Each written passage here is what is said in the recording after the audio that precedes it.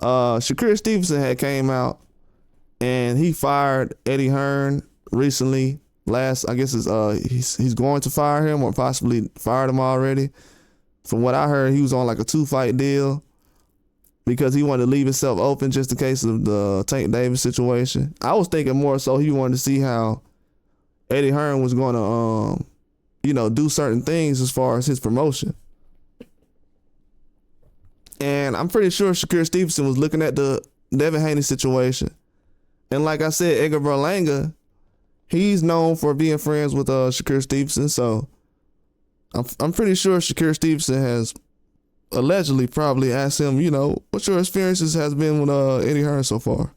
And with him leaving Eddie Hearn recently, that probably didn't help the situation. And then you got with Shakur Stevenson seeing Eddie Hearn put Berlanga on a co-main event.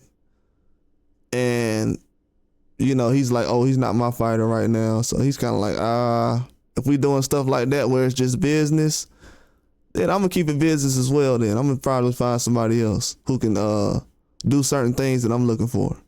Because when you're a promoter, promoters get rid of boxers all the time. They're looking for certain things. They'll put boxers in a certain spot that's just not good for them, just so they can save another fighter. So if you're Shakur Stevenson, you got to do what you need to. That's why he said, let me go ahead and step away from Eddie Hearn real quick and see what I can do for myself, because I haven't gotten the fights I'm really looking for. Does it pay to fight? I mean, that's technically a mandatory, so that's not something that he really got me into. I was already going to have that regardless.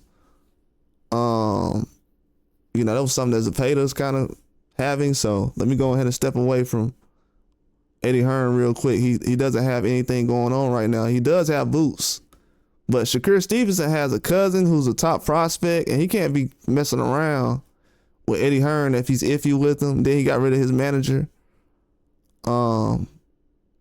Same thing, man. You gotta do these promoters like that. Promoters always get rid of boxers. Berlanga has been with Top Rank. He's been with Matchroom with Eddie Hearn. I'm hearing now that he's possibly gonna be with PBC or somebody else, maybe a free agent. I can see a lot of boxers trying to do what Devin Haney's done in the past with recent fights, and a guy like Turkey Al-Sheikh would definitely make that something that's easier to be done. It'll be that simple. Yeah, these middlemen, man, it's just, and the UK fans, they're tired of it, bro.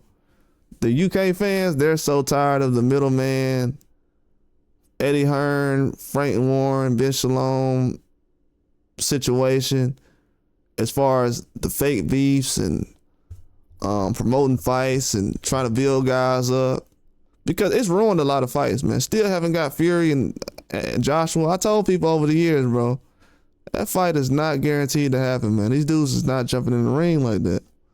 And when you say that at the time, people are like, oh, you're a hater, man. You're just saying that because Wilder is... No, bro, that's their career, bro.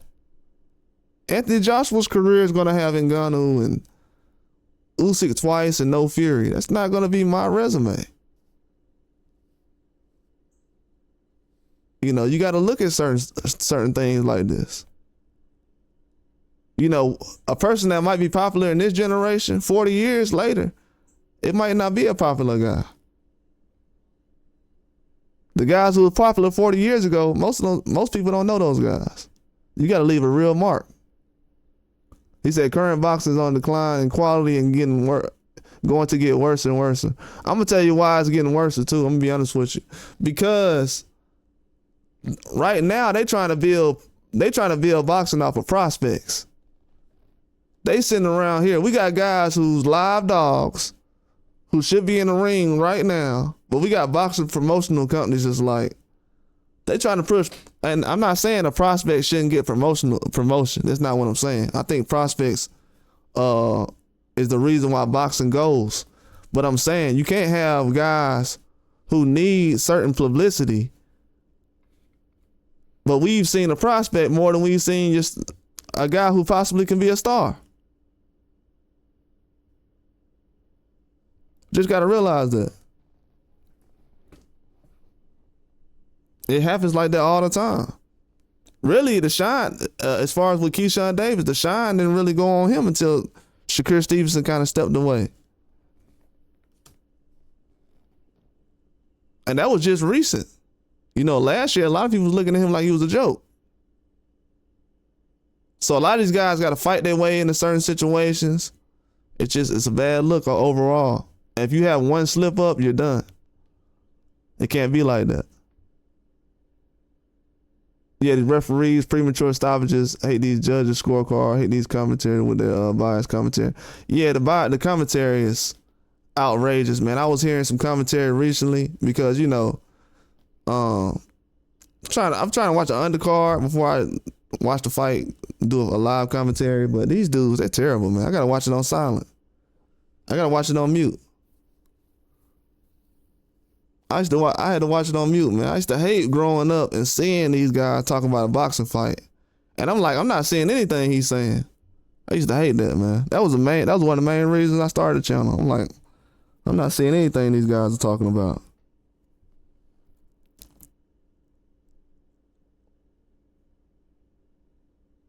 You're not looking at Eubanks Jr. and Ben. I was gonna do a live on that today.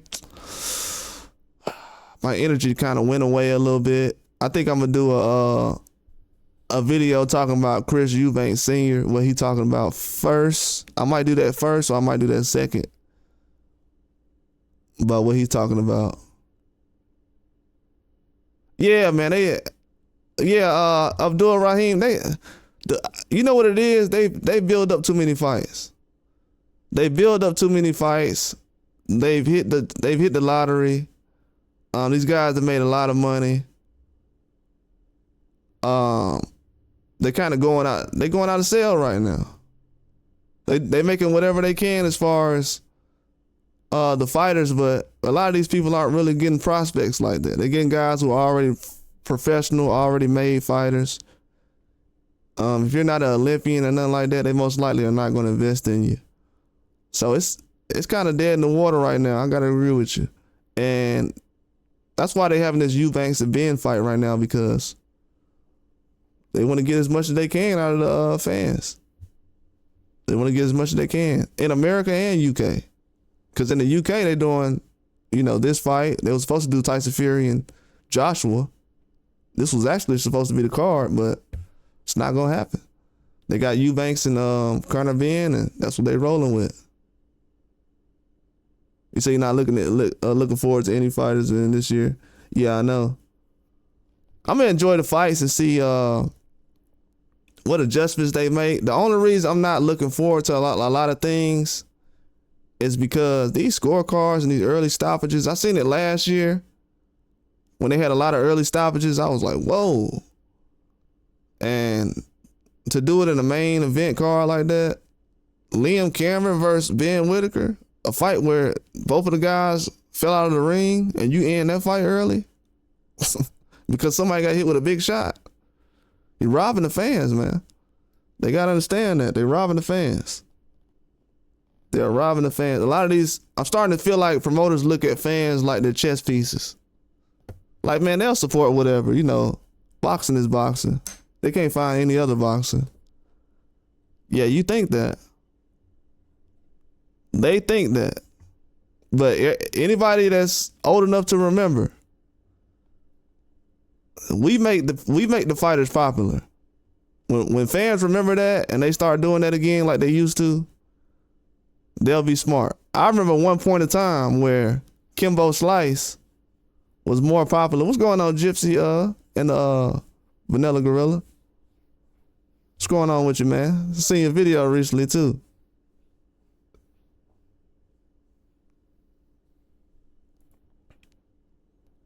But I'm old enough to remember when the internet, as soon as the internet got made, let me tell you how smart human beings are. As soon as the internet got made, right? Well, not the internet, but YouTube. People start putting fights on YouTube. So, as the fans, we're not getting the fights we want to see. So we're like, hey, you know what? Let's go to the internet, see what kind of fights we can find. And Kimbo Slice, just like Gypsy just said, Kimbo Slice. And that was the guy we picked. everybody, no matter what country you were from, no matter what city or state you were from, everybody didn't huddle up and say, hey, man, we should watch Kimbo Slice.